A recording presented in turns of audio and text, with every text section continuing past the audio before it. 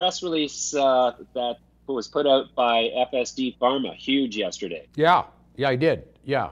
So they've made it. They've managed to acquire a NASDAQ listed pharmaceutical company for what looks like a steal, and I'm just I just can't believe that they've managed to pull this off. But seems like it should be a game changer for the company's shares. However, at this point, obviously, we are not seeing really the turnaround in the stock performance of Huge.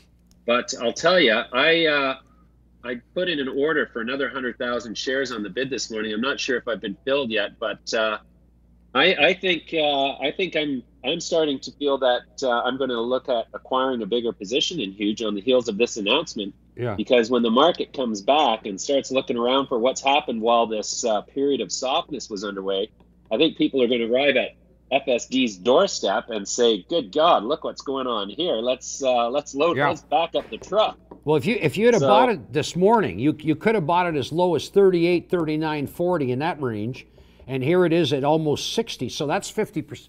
That's 50% off the bottom. Yeah, well, I was watching it, and I didn't actually jump in till 57 cents. But that's because that's the level I bought a position at a couple of days earlier. Yeah. And BMO Investor Line, I had an order in for 180,000, and BMO Investor Line failed to fill my bid, even though it was in at 3:45.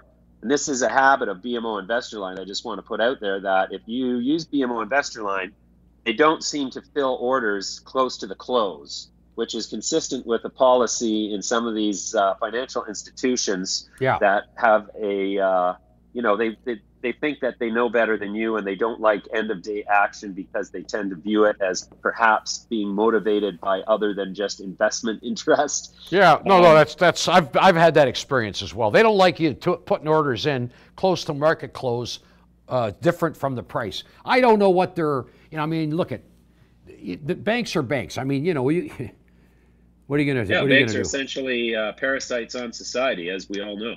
Yeah, yeah, yeah. But look. So what else are you seeing out there? What else is happening in the events?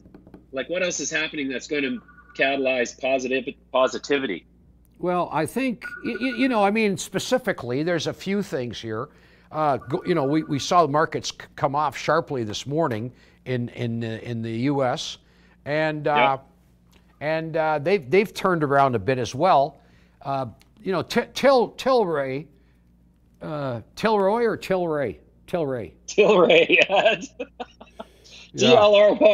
Yeah, no. You see that? There's so much going on here. It's nice to see, though, that the big index is only down a modest amount here. Yeah. So I think the Kronos had a monster move as well, off the bottom. I'm just taking a look at it here. Yeah, it's up 30 cents from 984 to 1130. Yeah, that's a big move. That's a big move. Yeah.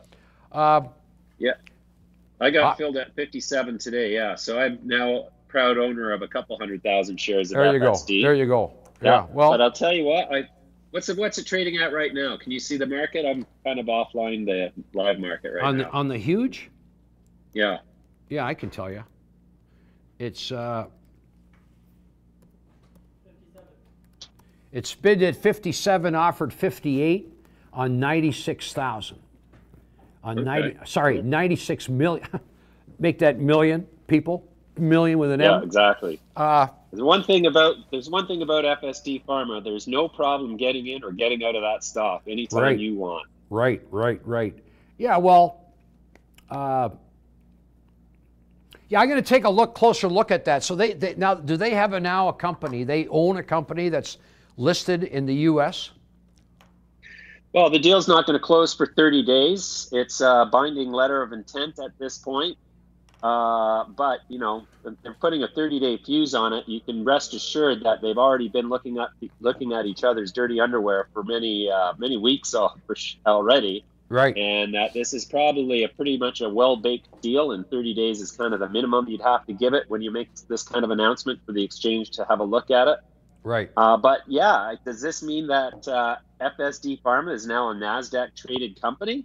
It certainly looks that way to me. I mean, I'm sure the details are going to come out in the days ahead, but Yeah. I got to hand it to Anthony Durkach. I know why he was interested in coming on our show, because he wanted to, be out there in front of that news. Obviously, he didn't mention anything about it, but what an Yeah. unbelievable transaction. Like, I think really because of the unfortunate sell-off that was governing the whole cannabis complex this last day, I think that really sort of caused the market to miss the significance of that thing. But it could also be that there's a lot of skepticism, because when you look at a company trading at 60 cents, buying a company trading over $4 US on a senior market, I mean, you've really got to ask yourself, how did that happen? Yeah. Does that imply that the NASDAQ has already looked at FSD Pharma and is comfortable with this penny stock from Canada coming in and taking over a mature NASDAQ biotech listing, formerly with no exposure to the U.S. cannabis industry? Right. I mean, it's really quite a spectacular thing. Yeah, are they taking it over for stock or cash, or what's the transaction? I'll look into it. We have to wrap up here because Steve and I got to get ready for James.